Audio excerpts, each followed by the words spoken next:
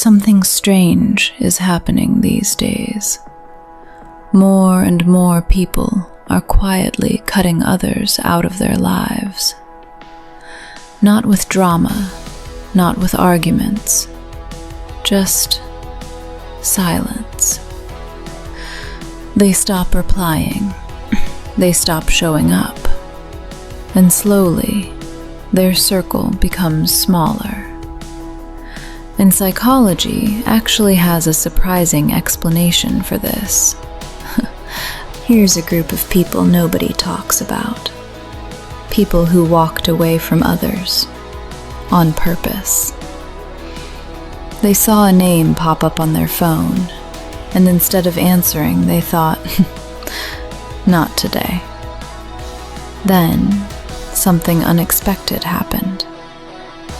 They didn't feel lonely. They felt peace. So the real question is, why do some people feel better after cutting others off? When did this change? You weren't always like this.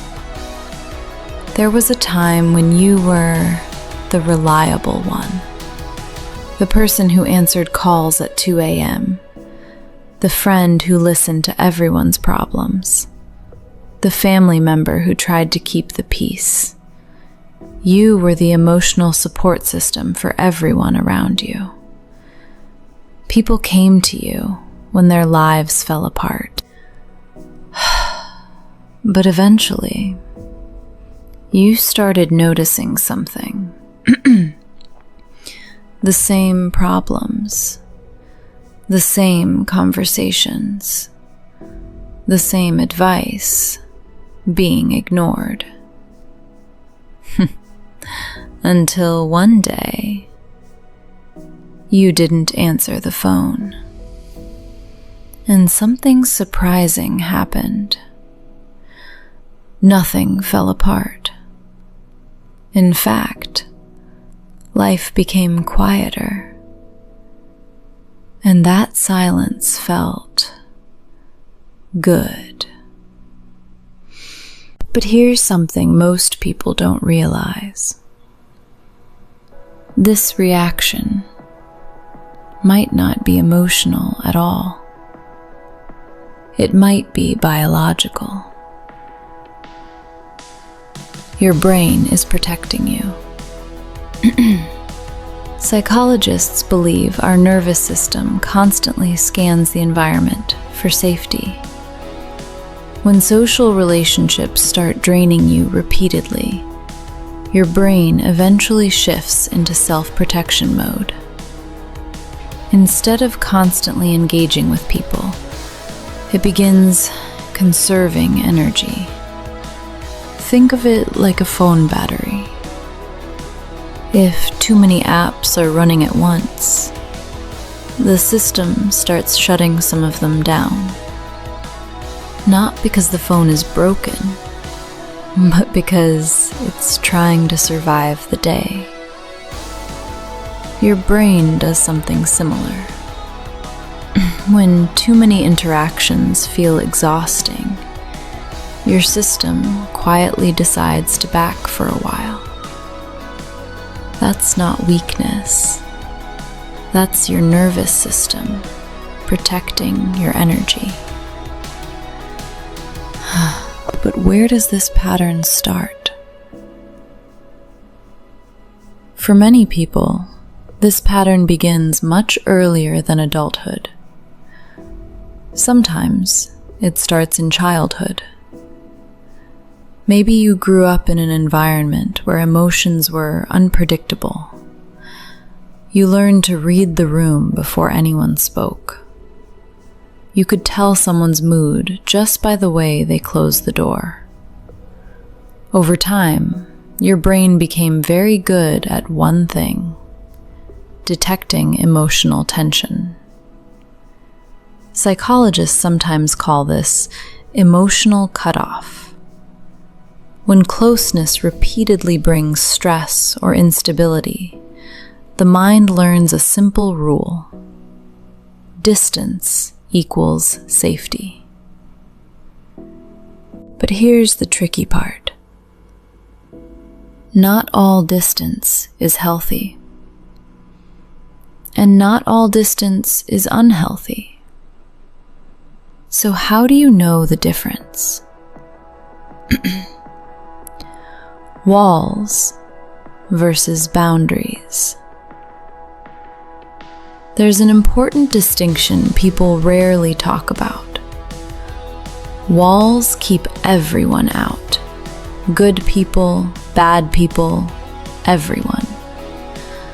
They are built from fear. But boundaries are different. Boundaries are selective. They simply decide who gets access to your time, your energy, and your peace. If you distanced yourself from someone and immediately felt relief, that feeling is information. Your mind might have been carrying more emotional weight than you realized. Something interesting about people who cut others off. People often assume those who distance themselves are antisocial. But in many cases, the opposite is true. These people have simply become very good at recognizing patterns. They notice things others ignore. The friend who only calls when they need something. The relative whose compliments always come with criticism. The person who showers you with attention, then disappears. After seeing the same cycles enough times, your brain builds an internal radar. It starts predicting behavior before it happens. So when that radar says, "This situation will drain you," you listen. But here's the biggest misunderstanding. People think you're lonely, but what if you're not? What if you're experiencing something completely different? Loneliness versus solitude. There's a huge difference. Loneliness is wanting connection, but not having it. Solitude is choosing space because it brings peace. In loneliness, the silence feels heavy. In solitude, the silence feels calm. Your phone isn't buzzing every 5 minutes. Your environment isn't full of chaos. And for the first time in a long time, you can actually hear your own thoughts.